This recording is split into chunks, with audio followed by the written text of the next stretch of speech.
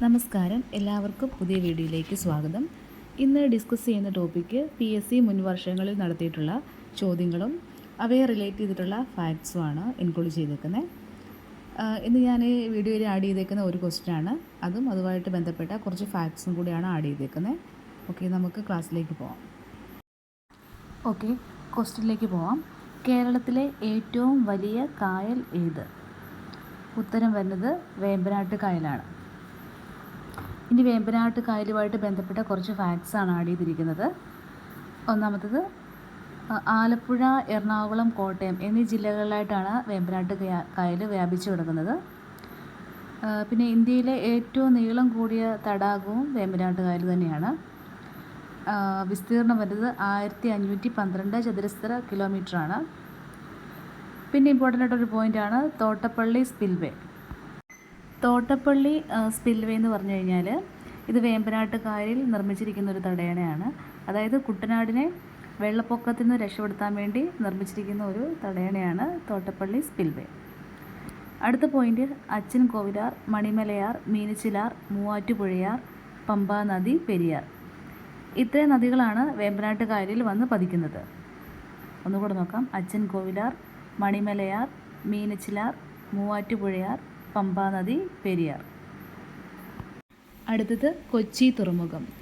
വേമ്പനാട്ട് കായൽ അറബിക്കടലുമായി ചേരുന്ന പ്രദേശത്താണ് കൊച്ചി തുറമുഖം ഉള്ളത്. അടുത്ത ഒരു ഫാക്റ്റാണ് തണ്ണീർമുക്കം ബണ്ട്. ഇതും വേമ്പനാട്ട് കായലുമായിട്ട് ബന്ധപ്പെട്ടതാണ്. ഇത് ഓൾറെഡി PSC മുൻവർഷങ്ങളിൽ ചോദിച്ചിട്ടുള്ള ചോദ്യമാണ്. അതായത് കുട്ടനാടിനെ, അവിടുത്തെ നെൽകൃഷിയെ ഉപ്പുവെള്ളം കയറാതിരിക്കുന്നതിന് വേണ്ടി വേമ്പനാട്ട് കായൽ നിർമ്മിച്ചിരിക്കുന്ന ഒരു ബണ്ടാണ് തണ്ണീർമുക്കം ബണ്ട്. അടുത്തൊരു ഫാക്റ്റാണ് വീരൻപുഴ. അതായത് വേമ്പനാട്ട് കായൽ കൊച്ചിയിലൊക്കെ അറിയപ്പെടുന്ന പേരാണ് വീരൻപുഴ എന്നത് ഉള്ളത്. അടുത്തത് വേമ്പനാട്ട് കായലിലുള്ള ദ്വീപുകളാണ്. വല്ലാർപാടം, വെല്ലിംഗ്ടൺ ഐലൻഡ്, പാതിരാമണൽ, പള്ളിപ്പുറം, പെരുമ്പളം, അങ്ങനെ കുറച്ച് ദ്വീപുകളുണ്ട്. ഇതിൽ വെല്ലിംഗ്ടൺ ഐലൻഡ് PSC മുൻവർഷങ്ങൾ ചോദിച്ചിട്ടുള്ളതാണ്. അതായത് മനുഷ്യനിർമ്മിത ദ്വീപാണ് വെല്ലിംഗ്ടൺ ഐലൻഡ്. പിന്നെ വരുന്നത് വൈപ്പിൻ. വൈപ്പിൻ എന്ന് വെച്ചാൽ ഏറ്റവും ജനസാന്ദ്രതയുള്ള ദ്വീപാണ് വൈപ്പിൻ എന്ന് പറയുന്നത്. പാതിരാമണൽ ദ്വീപ് ആലപ്പുഴയിലാണ്. പ്രകൃതിദത്ത ദ്വീപാണ് പാതിരാമണൽ. പിന്നെയുള്ളത് ആലപ്പുഴയിൽ വേമ്പനാട്ട് കായലിൻ്റെ ഭാഗം അറിയപ്പെടുന്നത് പുന്നമടക്കായൽ എന്നാണ്. പുന്നമടക്കായൽ ഓൾറെഡി എല്ലാവർക്കും അറിയാമല്ലോ. നെഹ്റു ട്രോഫി വള്ളംകളി നടക്കുന്നത് പുന്നമടക്കായലിൽ വെച്ചാണ്. ഏകദേശം വേമ്പനാട്ട് കായലുമായിട്ട് ബന്ധപ്പെട്ട കുറച്ച് ഫാക്ട്സ് ഇതിനകത്ത് ആഡ് ചെയ്തിട്ടുണ്ട്.